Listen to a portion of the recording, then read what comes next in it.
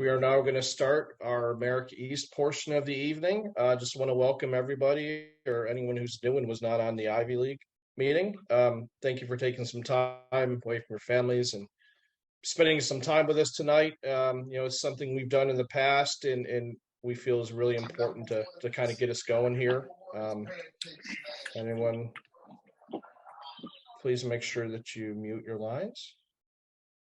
Appreciate it. Thank you.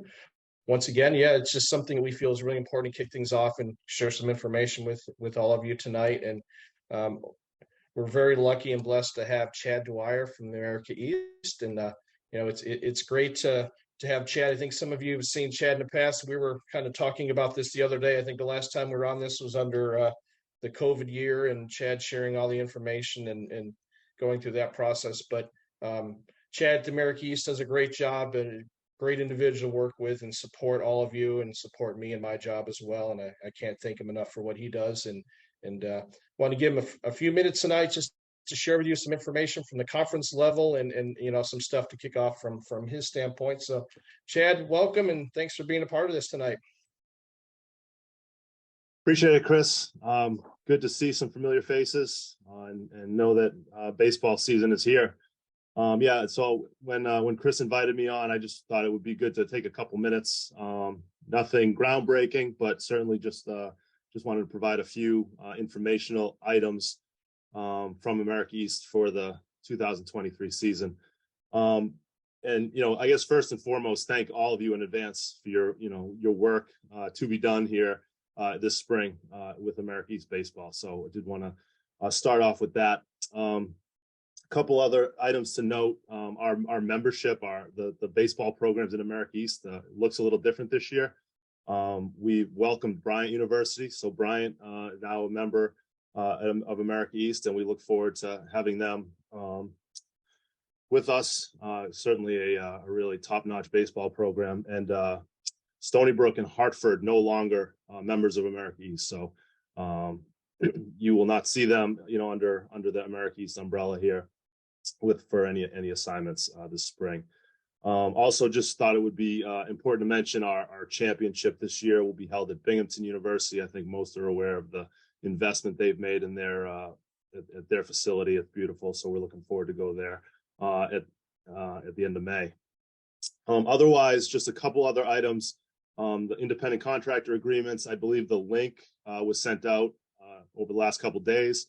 We just ask that you click on that link, electronically complete the IC agreement, and press submit, and it will be automatically transferred to our portal, and I'll be able to see that and just check off that it has been completed. I think we've asked for all of those to be done by the 24th of February. And the final thing is I know not every conference does this, but we do pay all officials. The conference is responsible for that. So you will receive, and we do that through arbiter pay. So you will not get individual game checks or series checks from schools in America East. You will get that from the conference office via arbiter pay.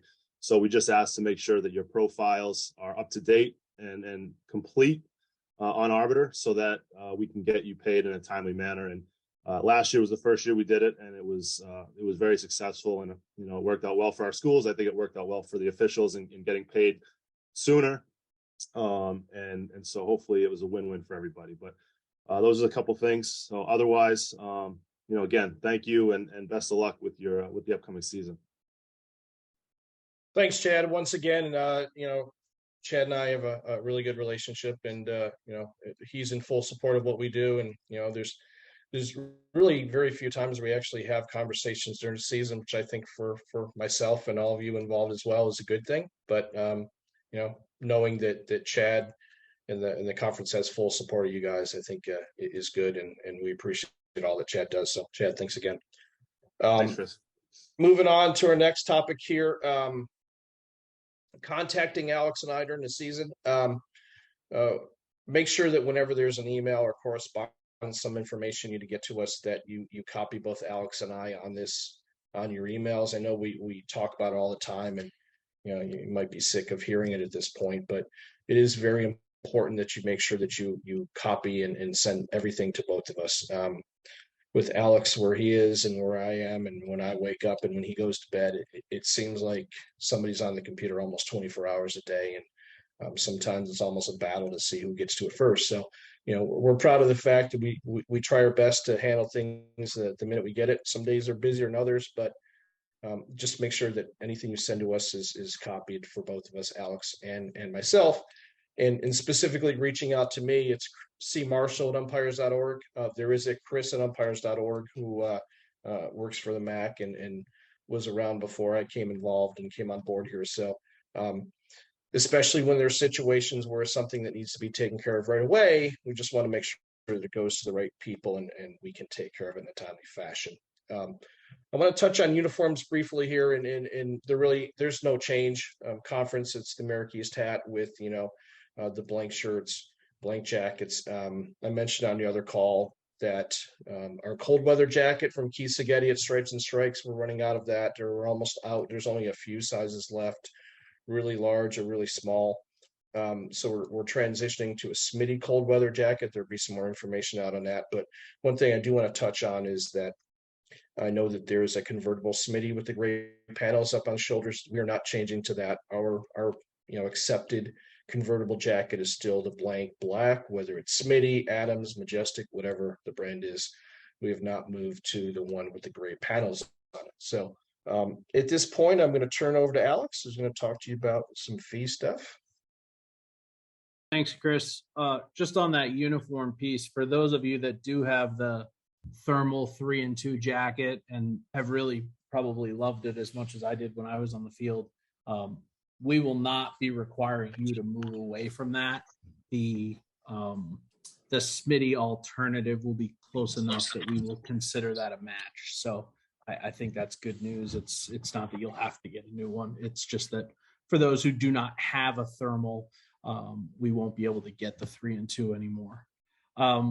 Well, Chad stole most of my thunder on fees. So the only thing I really have to say is we have updated all the fees in Arbiter and also sent the fees out via email and then also via RefQuest. So the formula for how fees are calculated for a single game and then also for a conference weekend, you are all in possession of that. I would ask that, over the course of the next few weeks, you all check in to make sure that everything seems correct with Sierra at the America East office sending out those payments very promptly. It's really important if you do think there's an error or you have a question that we get it fixed before the game or the series so that we don't have a payment come out that then we have to either update or change or whatever it might be. So take a look. If you see any issues based on the formula, shoot me an email, copy Chris, and we'll get it taken care of for you.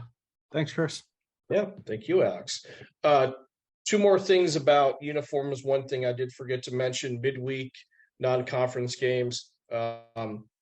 Just because we have umpires many times that aren't conference umpires or kind of jump between conferences, wear the United hat.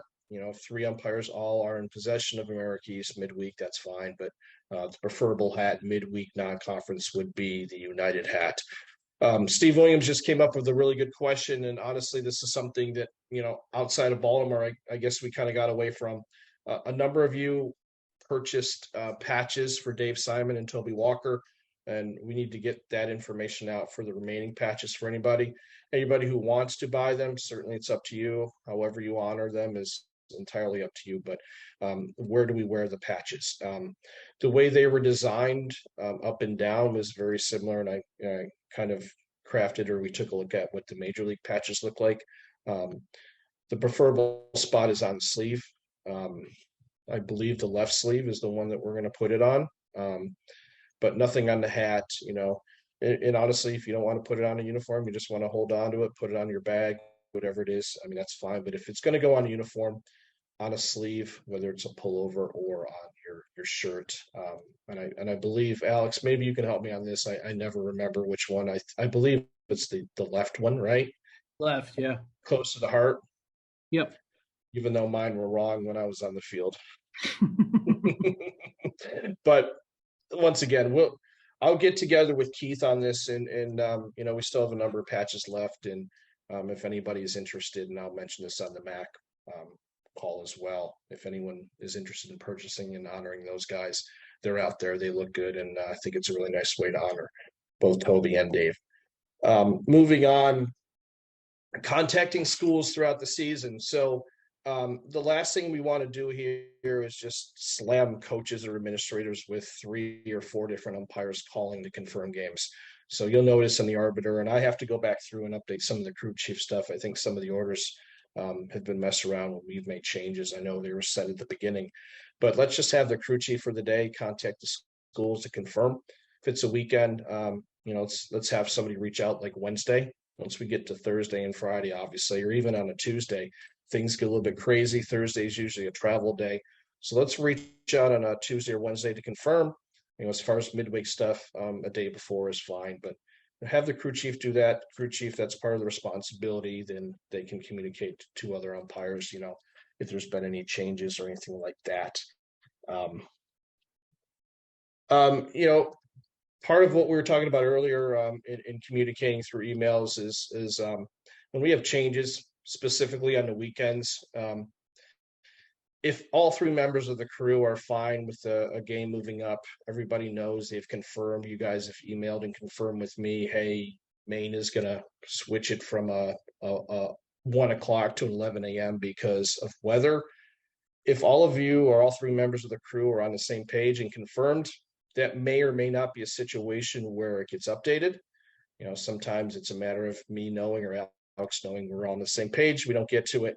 Or, maybe it's something we got busy and just kind of looked past. So don't be alarmed if you don't see that time change. If we know that you guys are good with it, from time to time, that may not be actually updated. One thing I want to get back to this year is crew chief evaluations. I think in the past, we had them.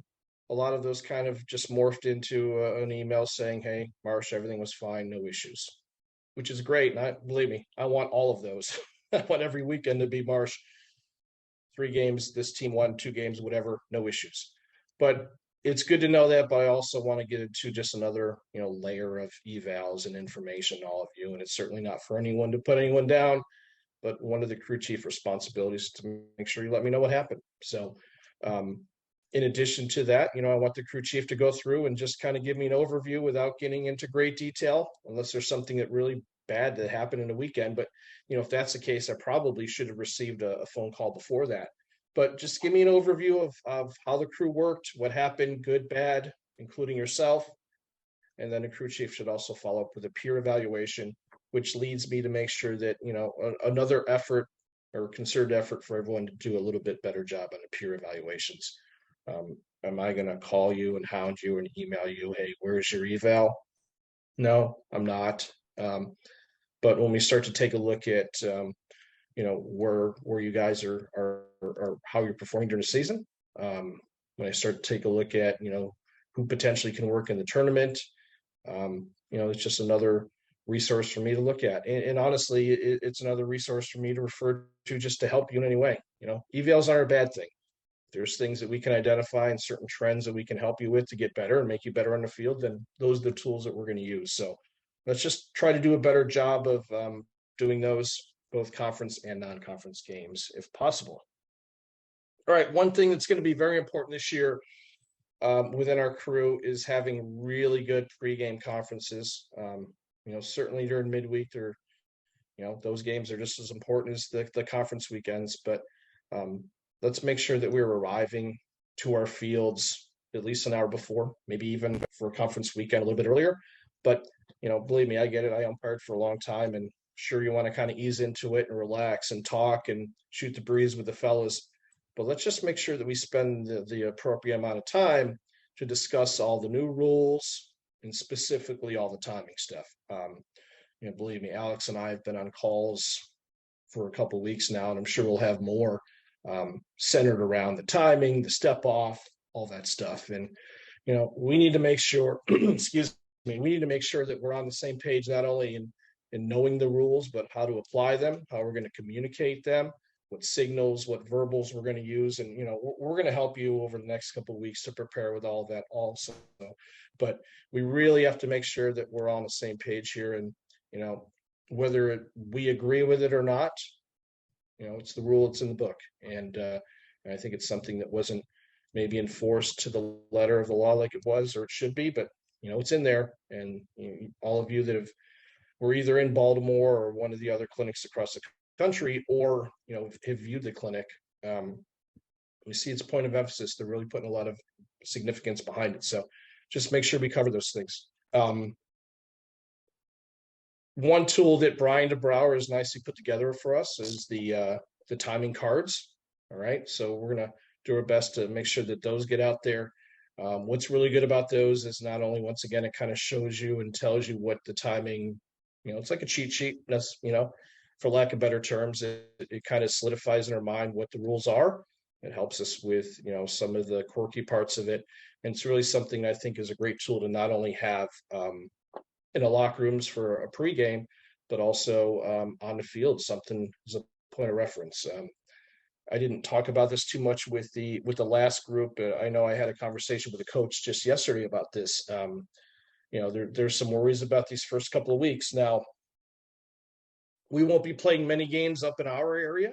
A lot of our teams are traveling, down south or Midwest or out to the west. But when we start umpiring games around here, we have to make sure we are consistent with what the other conferences are calling throughout the country. And if they're not calling it, then we have to make sure that we're doing the right thing. It's nothing against anybody else, but we're the leaders at the beginning of the season. We have to be the ones to kind of help them through some of these things, enforce them, and communicate properly. So all things to think about in terms of the new rules and specific to the timing issues. Let's make sure that I don't really care which one you use, whether it's the belt clip, Ref Smart, which obviously we've had some information about getting those reprogrammed or purchasing new ones, or a stopwatch. If it's me personally, I guess I'm more old school. I would go with a stopwatch personally, but let's make sure that it's visible. They know we're using it, we're consistent with it, and once again, we're enforcing it. So we will give you some more information on that, and I think we may get some stuff up on our RQ Plus on the United portal to back some of that up. But let's make sure we're using them, and our third base umpires and 3-umpire system is the one that will be doing that. Chad, if you're still on, I'm not sure, and I think I know the answer for this, but I'm not sure if there's any schools in the America East that will have a visible clock this year. If I were to guess, the only one that might be Binghamton, but absent of that answer, and I'll look into it, but there are going to be some issues here with schools that may have them. So we just have to be aware of the fact that if there's a visible clock, we still have to have that stopwatch or the Ref Smart out there with us. And the reason why, and we've had some conversation, both Alex and I, about this, is in the beginning stages of this, we don't really know who will be running these clocks. There's some technology out there with it used to be called the brick, but I think there's something smaller now where the umpires in the field would actually control the stopping and starting of the clock. Don't know if we're there yet or if we're even going to run into this, but there is a concern out there that we may not have qualified people running these clocks, and it may be a different person between games, between weekends. We're not sure it's going to be consistent. So at a minimum, we may run into some situations where we just have to keep it on the field anyways and just turn the clock off. Or at a minimum, we have to have knowledge of when it started, and have knowledge of the fact that if it started a couple seconds late, if it runs out, we need to have an answer why we let it go past 0. So just know that, once again, just to drive this home, we want to make sure that somebody has some timing device on the field at all times. And if there's a visible clock, we're just going to have to monitor that for accuracy. Next thing I want to touch on is crew consultations. And this is something that I think within a clinic in Baltimore, and if you've viewed the clinic, we've or the NCAA has expanded this to situations where there's a hit by pitch, where the crew can get together. I said this on the last call. I don't want to think that we're completely ahead of the curve, but I think this is something that we've been doing the last couple seasons anyways. I think it's good preventative umpiring, but I just want to take this a little bit further and relate it to and compare it to the unsportsmanlike actions, the bat flips, throwing incidents, stuff like that. I don't want to take away the responsibilities of our plate umpire when it comes to managing these situations or managing throwing incidents, warnings, ejections, all that stuff. But what I do want to say is, if for some reason a member of the crew thinks that maybe we missed one, or what I want to avoid here is a situation, I think we've all been in this before, we get to a locker room after a game and we say, hey, you know what? Well, I'm not sure we handled that right. And somebody else says, yeah, I was thinking that on the field too. Well, if somebody on the crew has that feeling, like maybe we should eject somebody, maybe there should be warnings, maybe we're not handling this right, then I would rather we get together and talk about it right there. And I'm not saying that someone hits a home run and something happens and we wait to make a determination. The call, and I said this before too, we have a good crew of umpires here. You guys are all working Division I baseball and conference level baseball, many of you for a reason. But the first shot at this is going to be the plate umpire. We trust that you'll interpret this and enforce this the right way. But once again, if we miss one or somebody feels at least it's worth a discussion, I would rather we talk on the field than get in a locker room after and somebody say, you know what, we didn't handle this right. We should have done this. I think that's a problem if we get to that point. So we can expand more on this. And if you have any questions on that application of it, let me know. And this doesn't necessarily have to be the crew chief that's initiating this. I mean, I think you guys have seen your schedules. I think in most weekends, there's 1, 2, maybe 3 crew chiefs working on the field, which is just a credit to, your abilities and the staff we put together. So, just throwing it out there, I would like you guys to get together if we feel like we need to. The next directive from the NCAA, which I know we've talked about, and this again is nothing new when it comes to discussions on the field. When a coach comes out, remember we're directing them to the 45s if it's a playing bases and out of the dirt circle when it's plate to plate. So there's 2 pieces of this. If the coach is going to do the right thing here, we have to make sure that we do also the right thing and we meet them there. Okay. If they follow the rules and we refuse to talk to them or don't meet them, then it's going to reflect poorly on you as the umpire and certainly us as an organization. So there's many reasons why this, I think, policy is in place now. One of which is, I think, the concern that there's too many ejections in college baseball. We want to do our best to try to bring those down a bit. I feel pretty strongly about this, that I think that when we all have a little bit of added time to just decompress, get our emotions under control, put our thoughts together, which I think is important as well, I think the coach who's coming out has the same opportunity. So, maybe a little bit of time and walking and directing may calm the feel of those discussions and lead to more meaningful discussions on the field. So this is something that they should know and we should have been enforcing, but now there's no way around it. This is what we're doing. So there are going to be times where we may forget. There's going to be times where coaches are going to forget. And if they do, we have to nicely just, send them in the direction and remind them that we'll listen to you, we'll answer your questions, we'll talk to you, but it has to be at one of those 2 spots and it can't be out in the middle of the field. So let's buy into this. It's here to stay. I don't think it's going anywhere. I know it started as a COVID policy, but it's into our game, and I don't see this leaving anytime soon, if ever. So, just make sure that we buy into this and follow this policy. The ejection process, nothing's changed. I'll probably go more in depth in this on Thursday because we'll have some newer umpires maybe not as experienced with our process, so I'll go more into depth with it. But just know that when we have an ejection, the first thing that has to be done, and in America East, hopefully we're not playing double headers. If we are, that probably means there's been some bad weather. But after an ejection, I need to hear from somebody right away, whether it's the crew chief. Ideally, it's the umpire that ejected. The last thing I want to have happen here is to receive a phone call from Chad or somebody else from another conference saying, hey, what happened over at Binghamton today? Puts Alex and I in a really tough spot when we don't have the answers. Now, we may not have every answer. It takes some time to navigate through these things. But when Chad calls me or when somebody in Division III calls Alex, we want to at least be able to say to our coordinator, our liaison, that, we have spoken with the crew. This is what happened. I'm digging more. Or, if I have the whole story, it just makes all of us look much better when I have all the information. It's a really tough position to be in when we receive a phone call and we've yet to hear from a crew. So not something that's really going to go over all that well. Just do the right thing. It's nothing new. If you have one, call me. And then just know, obviously, there's different levels of ejections and ejection reports. Some are pretty easy. Some are going to be more difficult, more involved. And Alex and I are always around to help you through the process, making sure of accuracy, rules-based. The last thing we want to do is have this turned back to us. And it's happened a few times where Georgia sent it back and now we have to do double the work. So take the time, make the phone call, and know that we'll support and help you in any way that we can. Last thing I have before I kick it over to Alex for a couple is plate dodging. And we bring this up every year.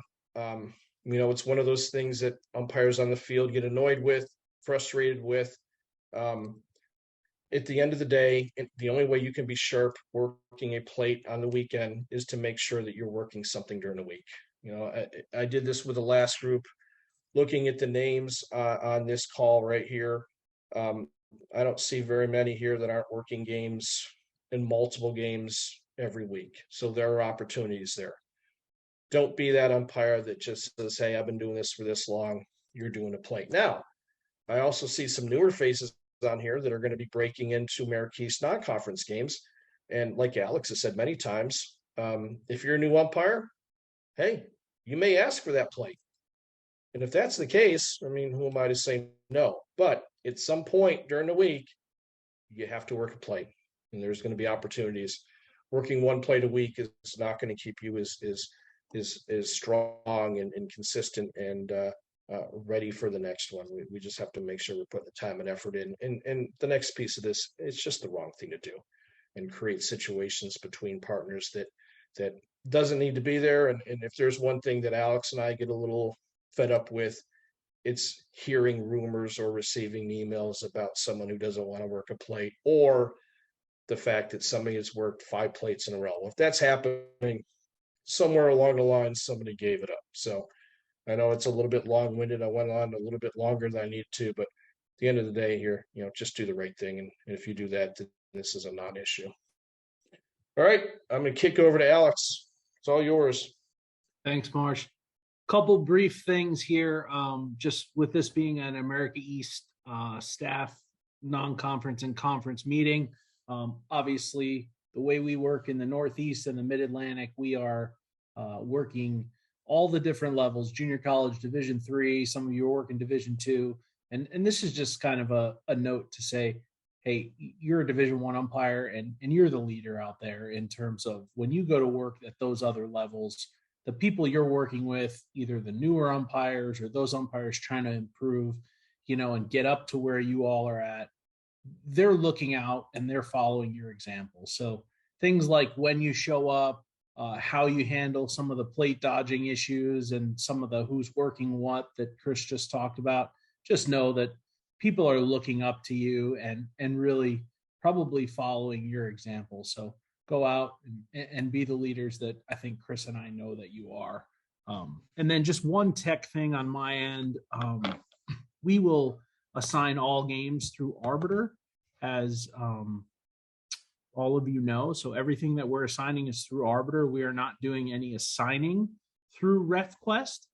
However, we do have a portal in RefQuest for United umpires. So everybody who's working Division I baseball has registered here for RefQuest on the NCAA platform. And when you did that, you had the option to choose a United platform as well. So what you're looking at on the screen is the NCAA platform. And anyone who registered for the United platform as well, which should be almost all of you, right next to that, you have a tab for United umpires. And then here's our platform. So they're right next to each other. And some of you may have 3, 4, 5 of these different platforms depending on who you work for and what they're doing this year. But just keep in mind, as you look at this, the only one you have is the NCAA. You're missing something that you got to get on board with. So if you just have NCAA, when you get off this call, check it or check it now. If you just have NCAA, shoot me an email and I will get you into contact with the right people at RefQuest to make sure you can get that added without having to also then pay again for the NCAA. And as we have discussed in the past, the United portal is $55 and 40 of that will be kicked back to you if you have assigning fees that exceed that during the year. So it's really something great we're able to provide. And obviously we've got to pay RefQuest to have the portal as well, but we'll have a lot of mechanic stuff. It allows Chris to communicate with the America East staff directly, introduces us being able to communicate through text message, reach out to an individual crew or whatever it might be. And last but not least, just to reiterate what Chad had mentioned about Hartford, University of Hartford, they are no longer a part of the America East Conference. They are still playing an independent Division I schedule, and we are still assigning them. So just remember, if you have the University of Hartford on your schedule, they're not in the America East as they have been.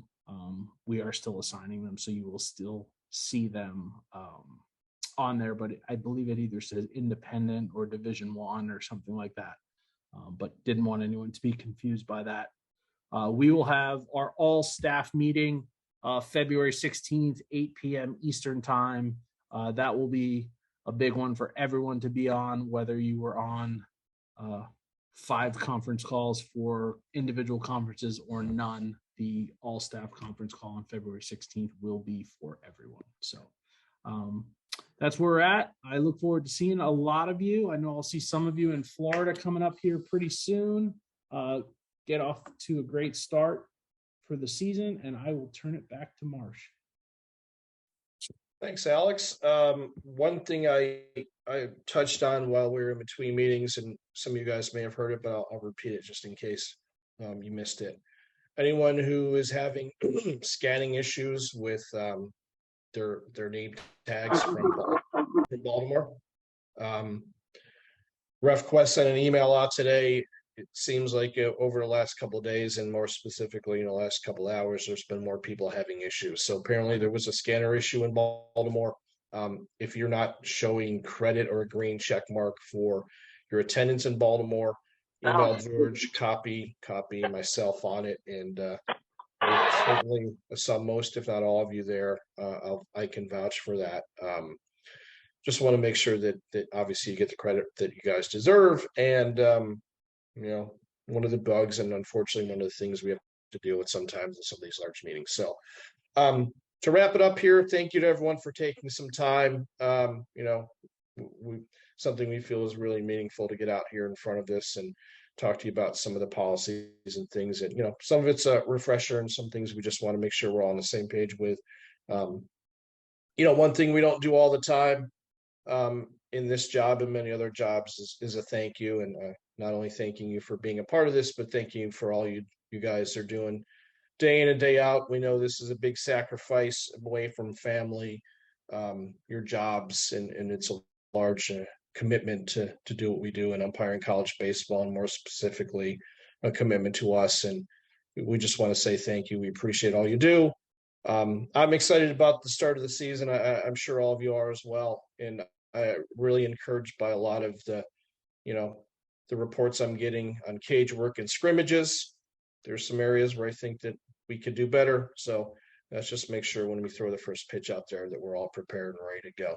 So thanks again for tonight. Thanks for everything you do. And don't forget about the meeting on the 16th. So that's all we have for the America East portion. Thanks, everyone.